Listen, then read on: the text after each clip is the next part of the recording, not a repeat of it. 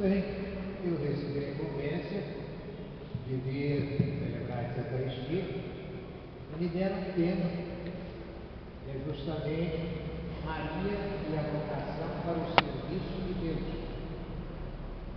Eu não quero colocar em segundo plano Nossa Senhora, não, mas Santa Mônica foi aquela que, na verdade, viveu aquilo que poderíamos falar a respeito de Nossa Senhora. Lembremos que Maria é a vocacionada de Deus. Ela respondeu plenamente o convite que Deus fez a ela. Não teve medo de responder nada a Deus. Consequentemente, tudo que Deus nos pede é que nós estejamos a serviço de Deus. Portanto, não vamos querer enganar Deus nosso Senhor. Deus nosso Senhor não precisa ter nada nosso. Nada. Ele é que nos dá tudo. Portanto, nós, quando vamos fazer o serviço de Deus, nós devemos estar cumprindo o mandamento que Ele nos deixou. E o mandamento que Ele nos deixou, todos sabem que pode saltear, mas nem sempre cumprido plenamente. O amai-vos como eu vos amei. Nós estamos cansados de saber disso. Mas, na hora da execução, nem sempre a gente faz. E não querendo deixar Nossa Senhora de lado, mas olhando um pouco a vida de Santa Mônica, ela esteve totalmente ao serviço de Deus. Primeiro, casou-se com um homem que não era católico, não tinha abraçado a fé, não era batizado. E aqueles casamentos de antigamente não era como os de hoje. Afinal, não tinha esse negócio de ele escolher a ela e ela escolher a ele. Eram os pais que escolhiam. E geralmente os casamentos eram tanto quanto de interesse social. Por isso, mesmo sendo católica, ela é dada em casamento pelos seus pais a alguém que, com certeza, politicamente era aceitado por pai e mãe. Consequentemente, a mulher naquela situação precisaria, afinal, lutar para que Deus fosse reconhecido dentro do seu lar e colocar toda a sua vida, tudo, afinal, do seu conhecimento, para que, deste modo, ela pudesse convencer marido e filhos a viverem um compromisso. E é dentro desse contexto que nós temos que olhar a vida desta santa pelo prisma do próprio Santo Agostinho. Porque se Santo Agostinho tivesse sido santo como foi, nós não conhecemos Santa Mônica. É ele que dá os detalhes da vida dela, do compromisso que ela viveu, tanto com Patrício, seu marido, e com os filhos. E ela tinha já dentro de sua vida o compromisso de não revidar. Portanto, quando falamos de paciência de Santa Mônica, essa paciência é algo que faz com que nós veríamos hoje, a grosso modo, de engolir gatos, lagartos e sapos. Mas para deixar no momento certo a conversa e, portanto, quando os ânimos estavam acalmados, dialogar para que desse modo pudesse convencer.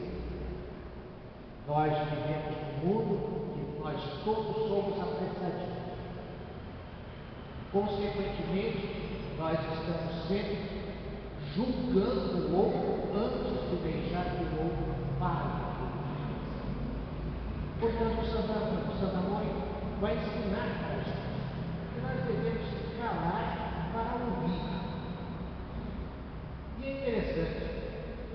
trecho da vida dela, dito por Santo Agostinho, que ela não apanhava do marido.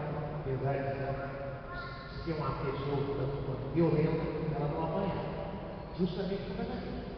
Ela fechava a boca, esperava o momento certo para conversar com ela. Só que as suas companheiras viviam apanhando dos maridos. E Santa Mônica era aquela que ia com as companheiras para justamente ensiná-las qual deveria ser a atitude a ser tomada.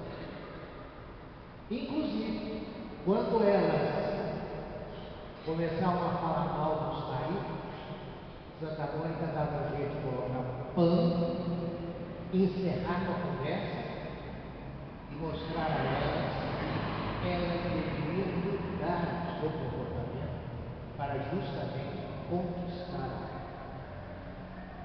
É dentro desse contexto que nós vamos olhando a vida dessa mulher, que tudo fez para estar a serviço dos irmãos, portanto, a serviço de Deus.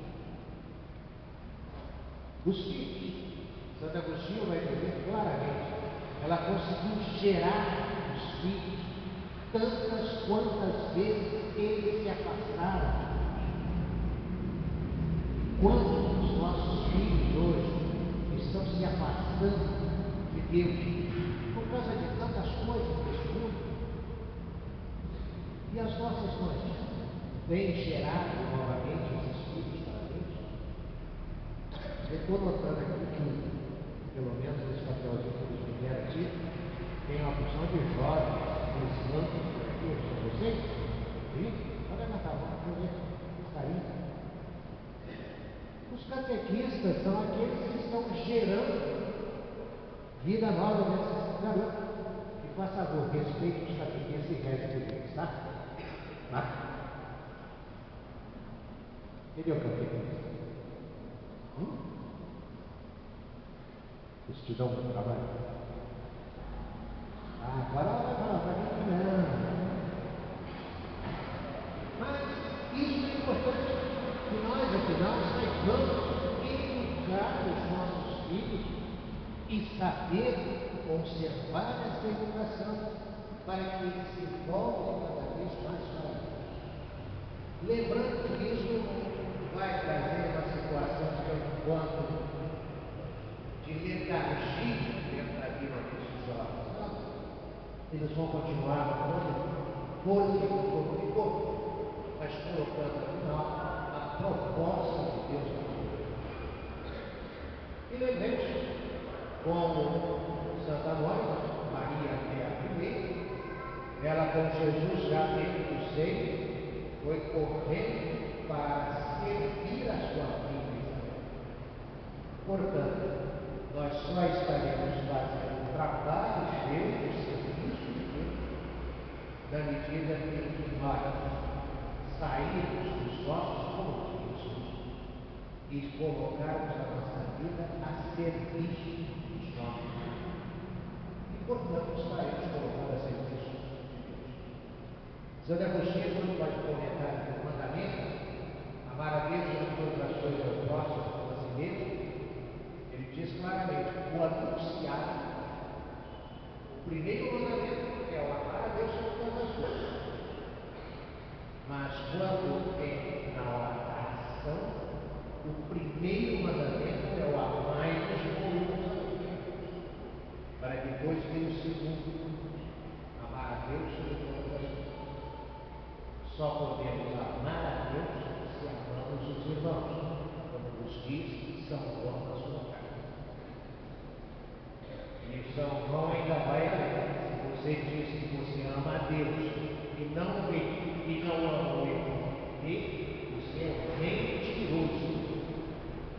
Portanto, o serviço de Deus é justamente o amor que nós damos, tiramos da nossa vida para oferecermos a Deus. Eu garanto que quando a gente fizer essas coisas sempre, mais ou menos nessa vida, não vai haver tanta doença no nosso dia. As grandes doenças é que acontecem porque a gente fica preocupado só com o vídeo da gente e esquece de olhar para a cara do outro. Na medida que a gente olha para a cara do outro, dificuldade do mundo. E geralmente a dificuldade do mundo é muito maior do que a nossa. Por isso, é hora da gente aprender a oferecer a Deus os nossos restos a partir do irmão, oferecendo justamente tudo aquilo que podemos ao nosso irmão. E aí Jesus Cristo diz no texto do Evangelho de hoje: vocês que são maus, sabem dar coisas boas aos nossos filhos. Eu posso esperar assim, vocês nem imaginam. Vocês que são maus, sabem dar coisas boas, quanto mais o Pai dará àqueles que pedirem coisas boas. Mas vamos levar em consideração: Deus não vai nos dar nada que possa impedir o nosso caminhar para Ele. Deus não vai nos dar nenhuma graça que nos possa levar para a condenação. As coisas boas que nos dá é justamente